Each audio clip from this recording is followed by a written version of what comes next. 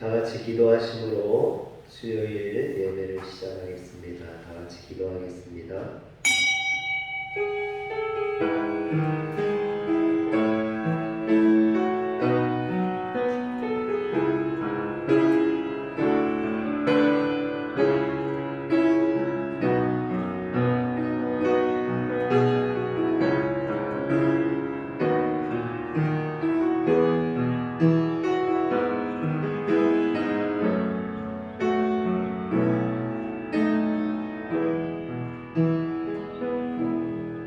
천사가 이르되 무서워하지 말라.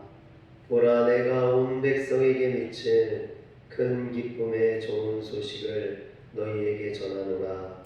오늘 다윗의 동네에 너희를 위하여 구주가 나셨으니 곧 그리스도 주시니라. 아멘. 찬송가 524장을 같이 찬양하겠습니다.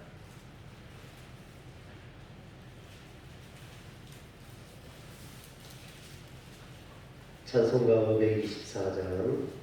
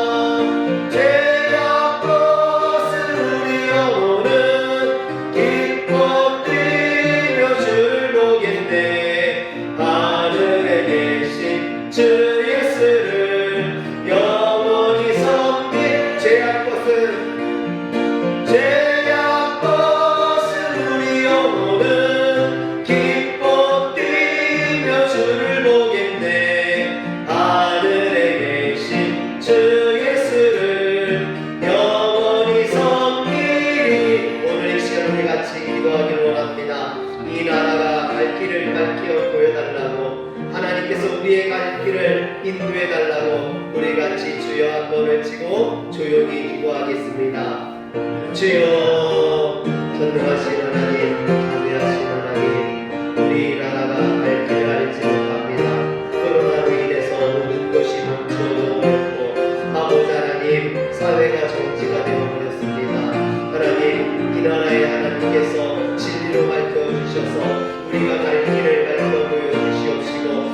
2020년이 지나고 2021년에는 새 소망을 가지고 새 희망을 가지고 하나님 앞에 나아갈 수 있도록 우리를 도와주시고 인도하여 주시옵소서. 전능하신 하나님이시여, 우리를 기쁘게 여겨주시고 우리를 불쌍히 여겨주셔서 하나님의 은혜가 우리 가운데 가득할 수 있도록 주여 도와주시고 은혜해 주시옵소서.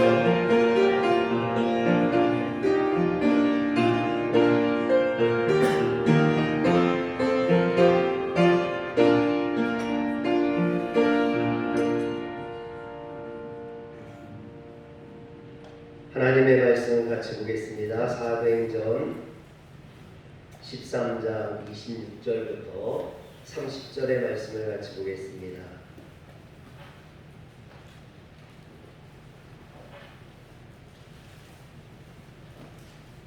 사도행전 13장 26절부터 30절입니다. 제가 갖고 있는 성경은 신약성경 210면에 나와 있습니다.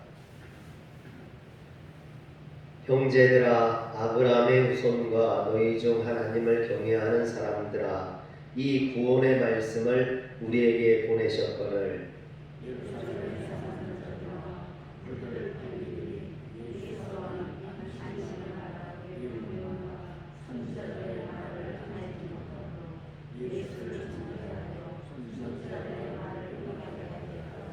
죽일 죄를 하나도 찾지 못하였으나 빌라도에게 죽여달라 하였으니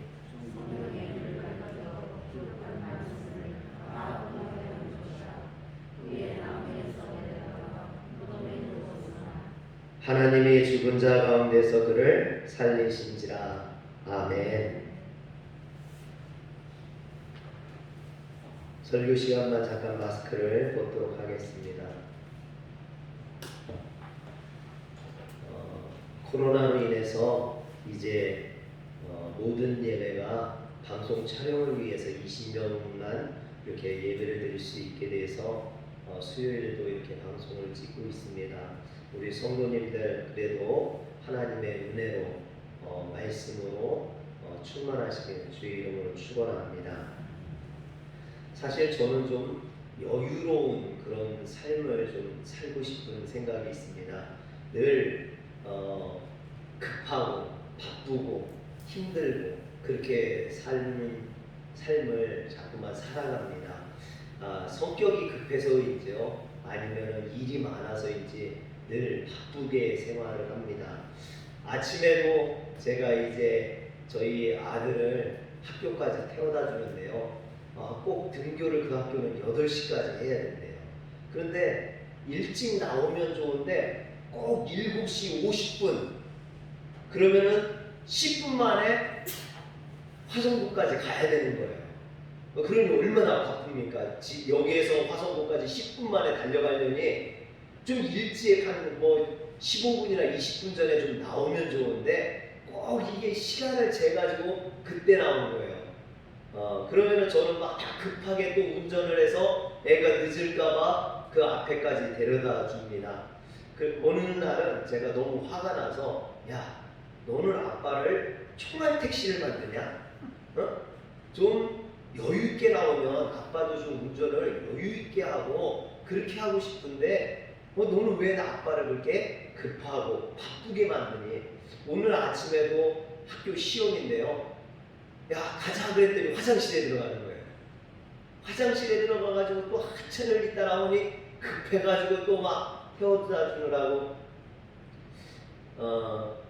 늘 그렇게 급하고 그러면요 잘 안 보일 때가 많아요. 위험할 때도 많고 사람이 그렇습니다. 급하고 다급하면 실수가 많고 사고가 많고 또 어려운 일들이 생기기도 하죠. 요즘 코로나 때문에 저희 가족 5명이 좁은 집안에서 나가지도 못하고 외식도 못하고 밖에 놀러도 못 나가고 온종일 하루 종일 집안에서 5명이 있으니까요, 급기야는요 자기들끼리 막 싸우고 자기들끼리 소리 지르고 들어오지 말라 하고 막 그래요. 사람들이 힘들어지고 어려워지면 여유가 없어지고 여유가 없어지면 자꾸만 부딪히고 싸우고 다투게 됩니다. 사랑하는 성도 여러분, 그래서 잠깐 이렇게 쉴 때가 필요해요. 마음의 여유를 찾아야 됩니다. 제가 지리산을 등반하는데 지리산을요 올라가는데 얼마나 힘든지 뱀산골 계곡을요 8시간을 막 걸어서 그 위에까지 올라가는데요 너무너무 힘든 거예요. 근데 올라가서 생각을 해보니까 제가 밑에서부터 올라오면서 뭘 봤는지 기억이 하나도 안 나요. 땅만 보고 계속 이렇게 막 올라가다 보니까 힘들어가지고 뭘 봤는지 기억이 나지 않는 거예요. 그래서 잠깐 쉬고 하늘도 보고 산도 보고 그 지리산 좋은 경치를 좀 둘러볼 여유가 좀 필요하더라고요. 사랑하는 성도 여러분, 우리가 바쁘게 살아왔는데 어쩌면 이 코로나가 우리에게 또 이 지구에게 잠깐 쉬라고 주변을 둘러보라고 또 무엇을 보라고 하늘을 좀 바라보라고 우리에게 이야기하고 있는지도 모르겠습니다. 사랑하는 성도 여러분, 이 예배가 일상의 바쁜 삶 속에서 잠깐 멈추어 서서 하나님을 바라볼 수 있는 그런 예배가 되기를 주의 이름으로 축원합니다. 사도 바울은 오늘 말씀 26절에 보면 형제들아 아브라함의 후손과 너희 중 하나님을 경외하는 사람들아 이 구원의 말씀을 우리에게 보내셨다라고 했습니다. 여기에서 구원의 말씀을 보내셨다고 했는데 구원의 말씀은 바로 예수 그리스도를 의미합니다. 그러므로 우리를 구원하기 위해 이 땅에 오신 예수 그리스도는 흠이 있거나 죄가 있거나 어떤 부족한 부정이 있거나 그러지 않다라는 거죠. 왜냐하면 하나님께서 이 땅에 사람의 몸을 입고 육신을 입고 우리 가운데 오신 분이기 때문에 그 주님은 죄가 있을 수 없다라는 거죠. 죄가 없는 분이라는 겁니다. 그런데 오늘 말씀에 보면 기득권을 잃게 될까봐 걱정이 된 유대 종교 지도자들이 백성들을 선동해서 빌라도 총독에게 예수님을 죽여달라고 부탁하는 간청하는 것이 나옵니다. 예수님이 죄가 있기 때문에 죽여달라고 했던 것이 아니라 예수님은 죄가 없지만 자신들의 기득권을 잃어버릴까봐 예수님을 죽여달라는 거죠. 빌라도도 예수님이 죄가 없다는 걸 알고 있었어요. 그럼에도 불구하고 일날이 일어날까봐 두려워 예수님을 그들에게 넘겨주게 되는 겁니다. 그래서 결국 예수님은 골고다 언덕 위에서 십자가에 못 박혀 돌아가시게 되는 거죠. 여러분, 어떻게 하나님의 아들이 우리를 구원하기 위해 오신 그리스도가 아무런 죄도 없이 허무하게 십자가에 못 박혀 죽을 수 있었습니까? 여러분, 하나님이 정말 살아계시다면 어찌 이런 일이 일어날 수 있겠느냐라고 통탄할 만한 일입니다. 그런데 사도 바울은 예수님이 이렇게 십자가에 못 박혀 죽은 이유에 대해서 하나님이 능력이 없어서 그런 것이 아니라는 겁니다. 28절과 29절에 보면 죽일 죄를 하나도 찾지 못하였으나 빌라도에게 죽여달라 했으니 성경의 글을 가리켜 기록한 말씀을 다 응하게 한 것이라. 즉 예수님께서 십자가에 못 박혀 돌아가신 것은 하나님이 능력이 없어서가 아니라 하나님의 말씀을 이루려 하십니다 라는 것입니다. 할렐루야. 예수님께서 십자가에 못 박혀 돌아가신 것은 이처럼 인간의 죄와 사망에 덮쳐서 구원하시리라는 당신의 말씀을 이루기 위함이라는 거죠. 사실 인간은 인간의 경험과 인식의 범주 내에 있는 것만 믿으려 합니다. 그러나 이사야 선지자가 증언한 것처럼 하나님의 생각은 하늘이 땅보다 높음같이 우리의 생각보다 높고 크다라는 거예요. 그래서 우리 좁은 소견으로는 하나님의 크신 계획과 섭리를 다 이해할 수 없다라는 거죠. 왜 하나님께서 예수 그리스도를 십자가에 못 박여 죽였는지 우리의 좁은 생각으로는 그것을 다 이해할 수 없다라는 것입니다. 그러므로 우리는 우리 삶 속에서 혹은 이 세상에서 일어나고 있는 우리의 지식과 또는 우리의 생각으로 다 이해할 수 없는 일들이라 할지라도 그곳에 하나님의 뜻이 있고 섭리가 있다라는 걸 인정해야만 한다라는 거죠. 그것을 깨달을 수 있는 믿음을 가져야 된다라는 겁니다. 저는 이런 믿음을요, 믿음의 여유라고 부르고 싶어요.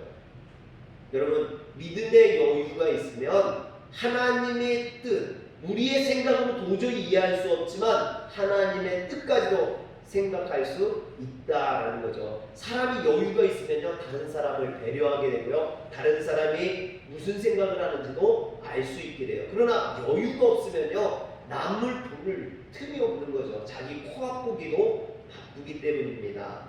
사랑하는 성도 여러분, 우리의 믿음도 좀 여유가 있어야 돼요. 그래서 넓은 마음을 좀 가지고 하나님의 뜻도 생각하고 다른 사람도 배려할 수 있는 그런 신앙이 되시길 주의 이름으로 축원합니다. 유다 왕국이 몰락하기 직전에 활동했던 하박국 선지자는 이 세상이 온통 의문투성이었어요.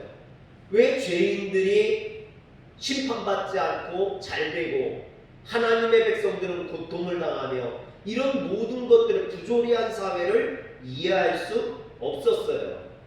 그것을 용납하시는 하나님도 이해할 수 없었습니다. 그래서 하박국 선지자는요, 하나님 앞에 항의를 했어요. 하박국 1장 2절부터 4절까지 제가 읽어드릴게요. 여호와여, 내가 부르짖어도 주께서 듣지 아니하시니 어느 때까지니까? 내가 강포로 말미암아 외쳐도 주께서 구원하지 아니하시나이다. 어찌하여 내게 죄악을 보게 하시며 패역을 눈으로 보게 하시나이까? 겁탈과 강포가 내 앞에 있고 변론과 분쟁이 일어났나이다. 이러므로 율법이 해이하고 정의가 전혀 시행되지 못하오니 이는 악인이 의인을 에워싸므로 정의가 굳게 행하여 지민이이다.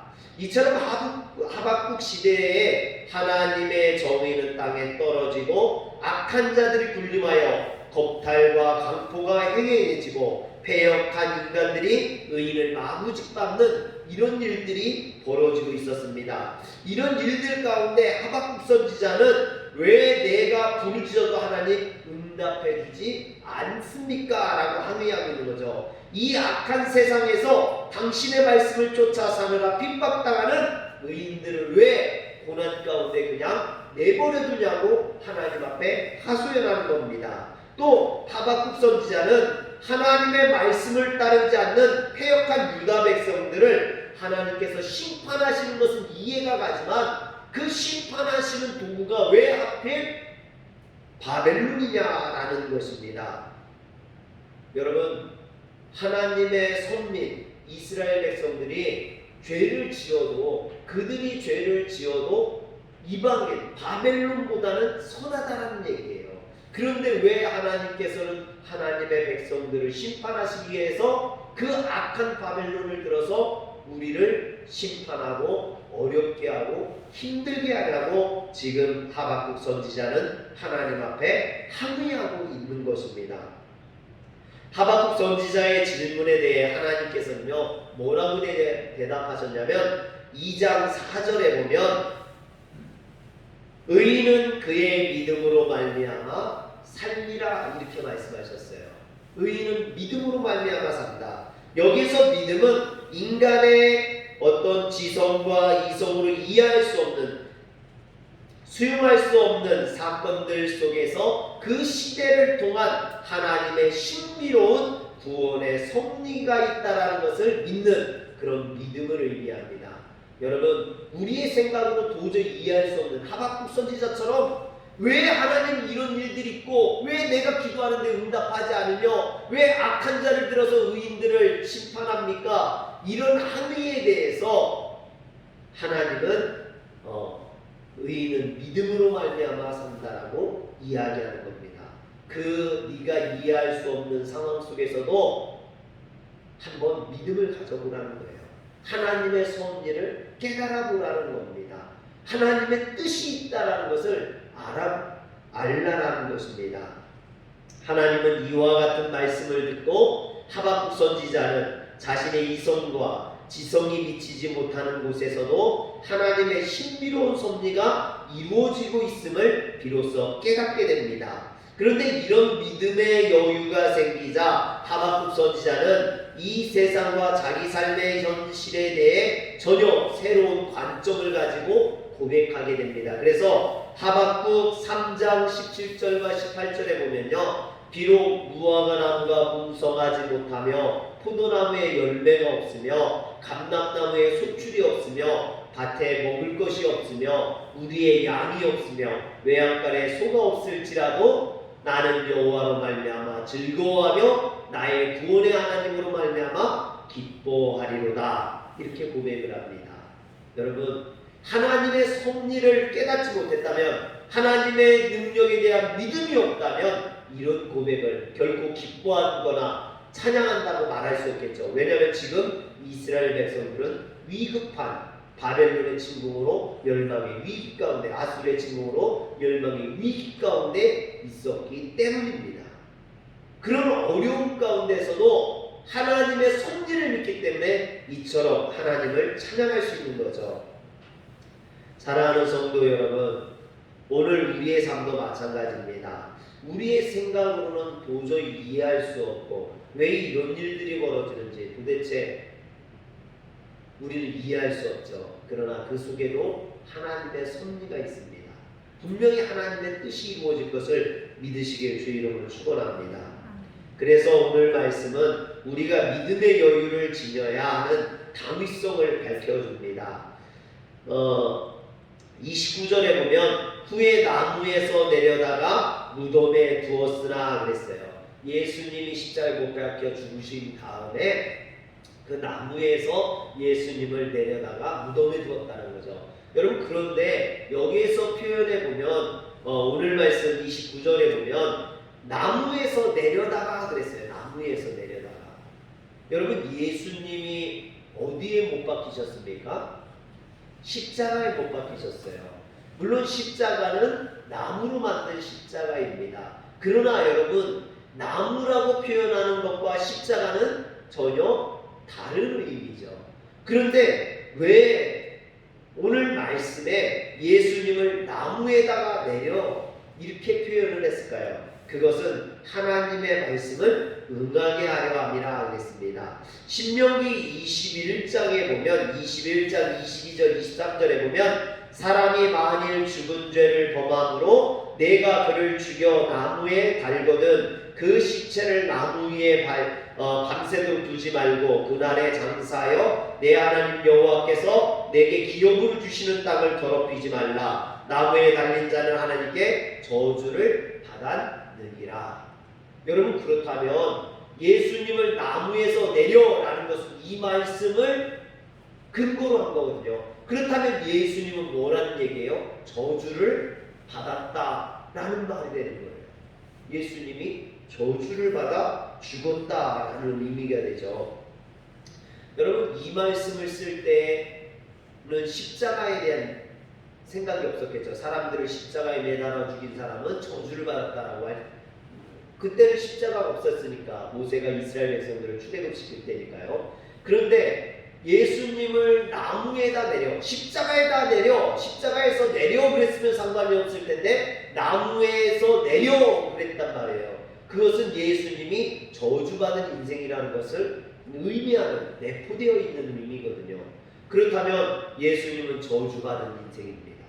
그 예수님이 들어간 무덤도 그러면 저주받은 무덤이 되겠죠. 이처럼 예수님의 시체를 내려서 무덤에 안치되었습니다. 그 무덤이라는 것이, 우리나라는 이렇게 흙을 파서 시체를 묻고 덮는 동굴을 의미하는데 이스라엘 나라에서는 동굴을 의미하죠. 동굴을 파놨다가 나중에 시체를 넣으면 그게 무덤이 되는 거예요. 그러면 시체를 넣기 전에는 뭐가 될까요? 그냥 동굴인 거죠. 동굴인데 거기에다 시체를 넣으면 그게 무덤이 되는 거죠.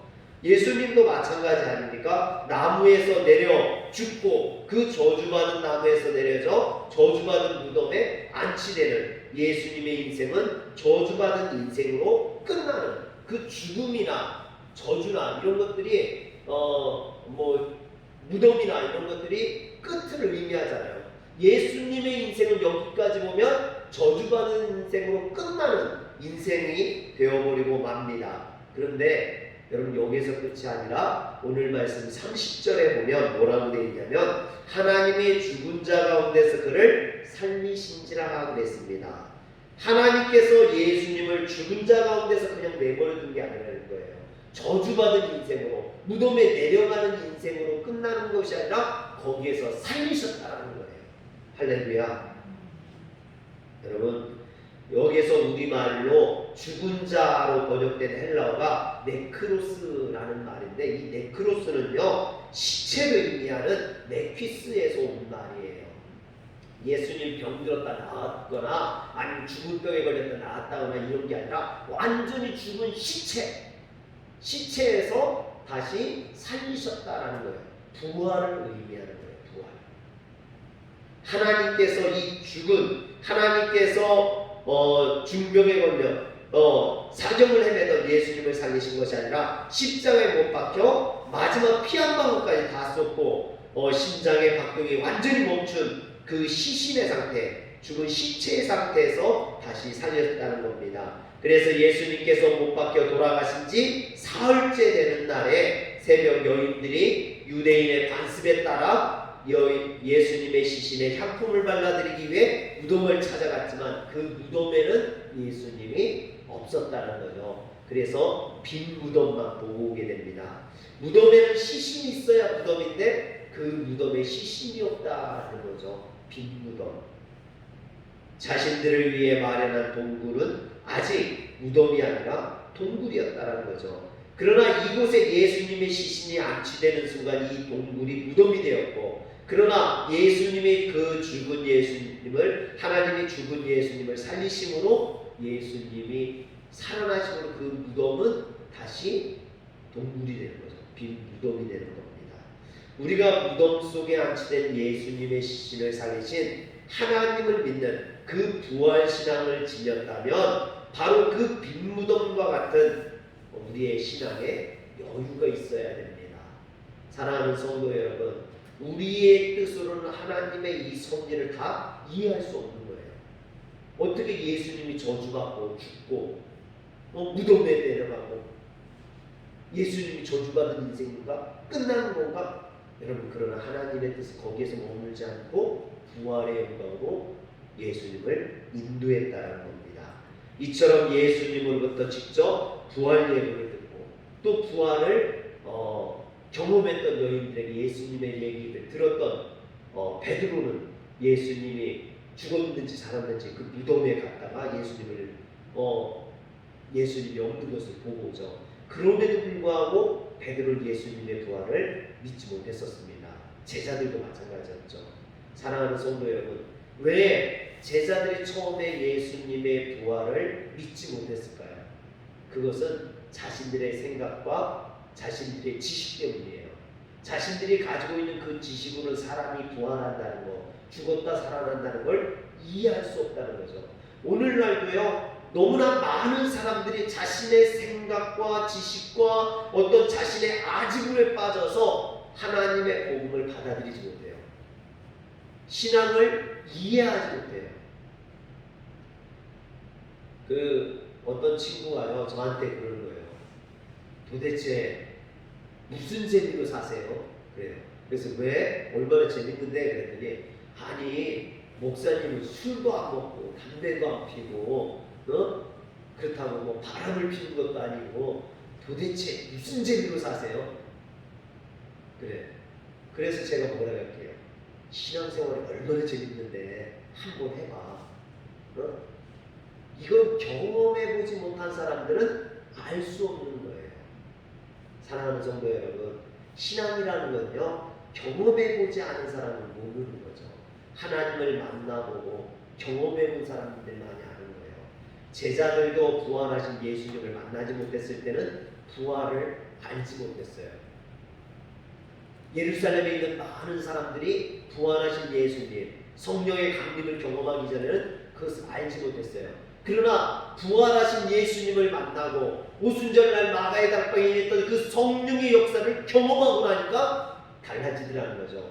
무서워서 숨어있던 제자들이 나가서 복음을 증거하고, 여러분 참수형을 당하고 또 불에 다 깃고 원형 경기장에 맹수에게 찢겨 죽고, 그러면서도 예수의 부활을 나가서 증거하는 사람들이었다는 거죠.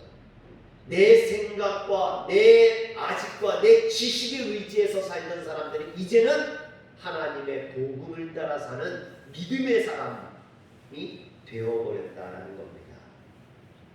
오늘 사랑하는 성도 여러분, 우리는 복음을 따라 살 수 있는 성도들이 되시길 주의 이름으로 축원합니다. 삶만 쫓아 살면요, 인생이 세상에서의 사는 그 삶만 쫓아 살다 보면요, 우리의 인생이 여유가 없어요. 먹고 살기 바빠서 늘 아둥바둥 살다가 끝나는 그런 인생, 죄악과 쾌락을 쫓아서 살다가 멸망받는 인생이 되어버리고 마는 겁니다. 그래서 일주일에 적어도 한 번은 주일날만큼이라도, 또 이렇게 수요일날만큼이라도 일상을 멈추고 하늘을 바라볼 수 있는 시간, 하나님을 만날 수 있는 시간, 그 하나님을 예배할 수 있는 여유를 가질 수 있어야만 합니다. 바울은 빌립보서에 보면 로마 감옥에 갇혀서 죽음을 기다리고 있는 그 순간에 빌립보 교인들에게 편지를 써서 주 안에서 항상 기뻐하라, 내가 다시 말하노니 기뻐하라 라고 말했습니다. 자신 안에 천국에 대한, 하나님 나라에 대한 소망과 여유가 없다면 이런 말을 할 수 없겠죠. 내가 내일 죽을지 알 수 없는 그런 상황에 어떻게 기뻐하라고, 자신이 기뻐하기 때문에 기뻐하라고 말하는 거 아닙니까? 사랑하는 성도 여러분, 오늘 우리에게 복음으로 인하여서, 믿음으로 인하여서 여러분들의 삶에 하나님을 찾을 수 있는, 하나님의 뜻을 깨달을 수 있는 여유가 있기를 주의 이름으로 축원합니다. 기도하겠습니다. 전능하신 하나님, 우리의 삶에 복음의 여유가 있게 하여 주시옵소서. 우리의 믿음이 늘 궁핍하고 어렵고 현실에 목매는 인생이 아니라 우리의 믿음이 하나님을 바라보고 하나님이 주신 은혜 가운데 기뻐할 수 있는 그런 삶이 되기를 원합니다. 주님, 우리를 구원하러 오신 그 주님을 바라보며 오늘도 주님 앞에 나왔사오니 하나님께서 은혜로 성령으로 우리를 충만케 하여 주시옵소서. 우리 주 예수님의 이름으로 기도합니다. 아멘.